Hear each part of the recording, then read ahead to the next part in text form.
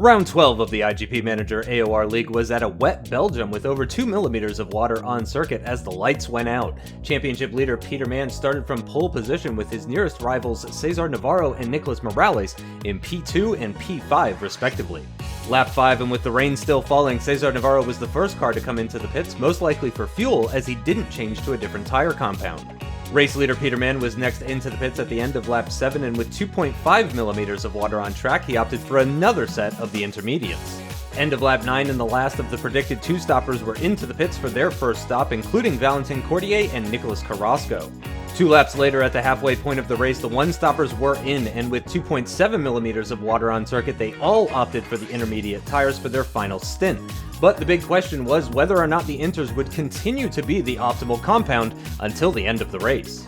End of lap 14, and Peter Mann was in for his second and final stop in the race, fitting another set of inters and dropping into 4th position behind Morales, Cabanes, and Carrasco, although all 3 of them were expected to stop again. Cesar Navarro pit at the same time and came out in P8 with about 7 seconds and 3 cars between himself and his rival. End of lap 16, and Morales was in, using his low fuel to try and overcut in the pits on Peter Mann, and while the Argentinian did reduce the gap significantly, he had little to no boost remaining, while Peter Mann had more than half his boost bar still full.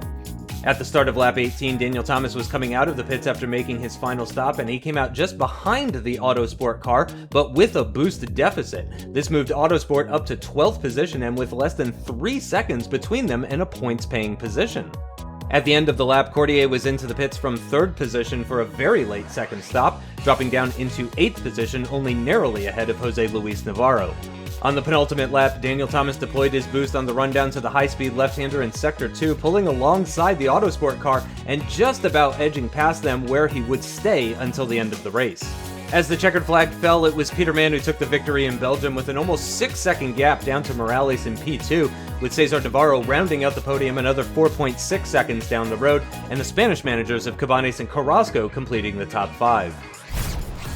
In the championship standings, Peter Mann extends his lead at the top, now 48 points between himself and Cesar Navarro, with Nicolas Morales now just 4 points behind his compatriot after finishing 2nd in Belgium. Meanwhile, the other Navarro brother of Jose moves ahead of Nicolas Presi after the American failed to score any points this week, and Nicholas Coleman's 7th place finish moves him up into 13th in the standings, surpassing Insaurralde with 5 races remaining in this season.